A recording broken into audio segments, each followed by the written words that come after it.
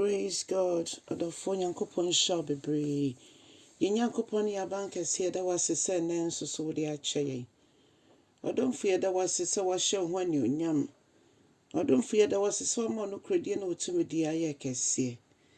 Enhyira enka wudin da. Ena nso de ache yen. Una madom so ama ye ho kese ya na ye beka nyina ne se. Aseda nka wudin kronkron no. Ene due yi Awurade ye bompai se benam ye so betwe akra ede ama wo ho. Ewo Jesus Christ dinimo. Ene so wasema ye besua nso Awurade kasa kire ye ma ye ho kese ye. Ewo Jesus dinimo ene ye bompai. Hallelujah. Odofo me ma wakwa bananso de about ya se senjumedi so. Ne afia kenkan samwe fi Isaiah tie aduanan enkron. Nchichimba akokosi ennan. Isaiah aduanan enkron ba akokosi 9. Eti fi asem no kire yen se Onyankopon kasa wasra yengo anase wagye yen atumu. Onyame de nensa ato yen so asoma yen. Na Isaiah ehyenkom se anase okan se montie me mo amowo echirechirin saase so. Montie mo amowo echirechiri Ewurade efre me ansa na ye wo me na afei efi me ma me yefunu mu ena ofre me odi me din ebo me din ede fre me ono ena ode ne nsem ahye m'anum na wa kire me se menka asem no me ma ne nye sedia etiara asem no eba na asem ne ba te se pia eba ebewo wo ye o se na odi mesie ono ankasa nimu anasa odi mesie ono ankasa ne nsem na afei meti se epia ewo ono ne nsem odi me eye adwuma na o se o ka kire me se wo ye makoa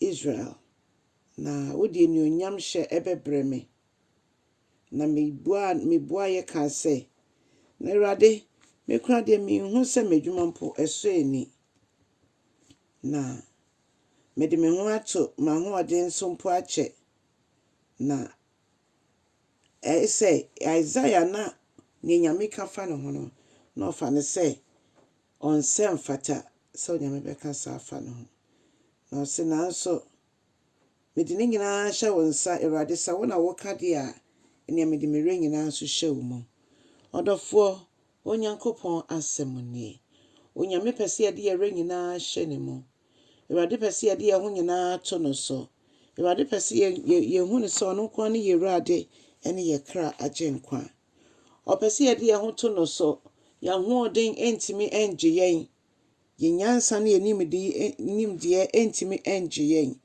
nemum se ye de ye ho to asafo Awurade so a o se wabo ye din ena ode afre ti mama ye fa ye ho to no so yiye ono ene ye nidaso ono ene ye ade nyina ono ene ye nyano a ye wo ade nyina ono ne ye nkwa ono ne ya botire ono ne ye bibio se yen yete se epia ewo ne nsem odofo nti bibia yetimi ye bia no enye ya ho odin a eyo Nyankopon kasa etumia ti mama ye nja ye ho nyina ento ne so ne ma no kwan mo ono onhye ne ho ani onyam ewo ya brabom nka ye mpan ba ye se Awurade esan se wa frɛ me na wasoma me nti Awurade mama ho odin woni padua yi mu mama ho odin wo honhom ne okra mu mama ho odin ewa na mo bia metumu ama bibia me ye bia no manye ne mia me pemu na maye e de ahye wasafo Awurade wudin kronkron ne onyam